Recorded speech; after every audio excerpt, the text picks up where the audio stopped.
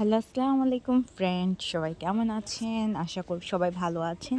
আমি আপনাদের দয় ভালো আছি। আজকে আরও একটু লং ভিডিও নিয়ে চলে আসলাম আমি ঝুমুর আপনাদের জন্য।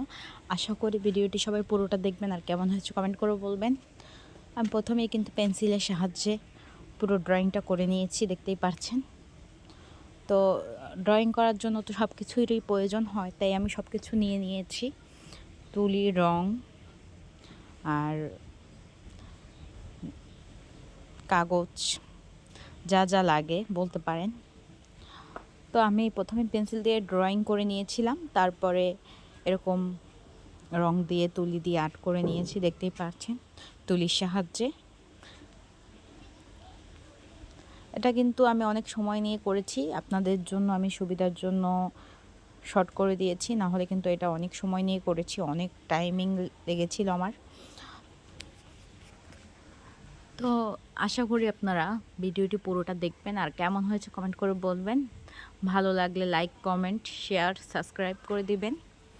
তো আমি ঘরটা রং করে নিয়েছি, দেখতেই পারছেন। আর আকাশ আর নদী একসাথে মিক্স করে রং করেছি খুবই সময় নিয়ে।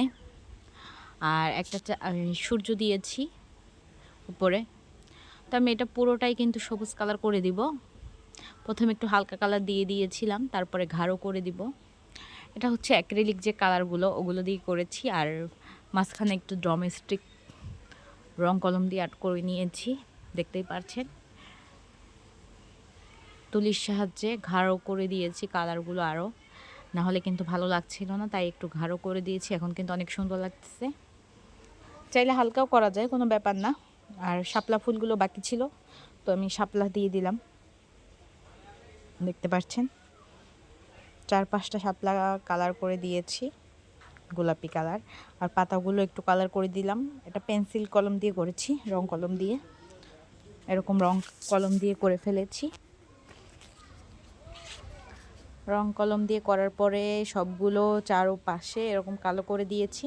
কালো কালারগুলো না করলে কিন্তু ভালো হয় না, ফুটে ওঠে না, তাই কালো দিয়ে দিলাম। দেখতেই পাচ্ছেন কালো দেওয়ার পর এখন কত সুন্দর ফুটে উঠেছে।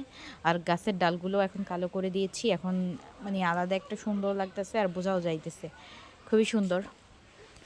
আর শাপলা ফুলগুলো এরকম করে আর্ট করে নিয়েছি, সবই শেষের দিকে।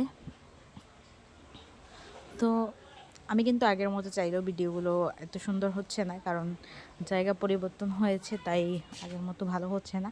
কিন্তু বাসায় যেয়ে যখন আপনাদের সাথে আরও সুন্দর সুন্দর ভিডিও শেয়ার করব, তখন আশা করি আপনাদের আরও বেশি ভালো লাগবে, কারণ এখানে নতুন জায়গা, সব কিছু নতুন। তো জায়গাগুলোর কারণে মানে মানসম্মত না হওয়ার কারণে এত খারাপ হচ্ছে।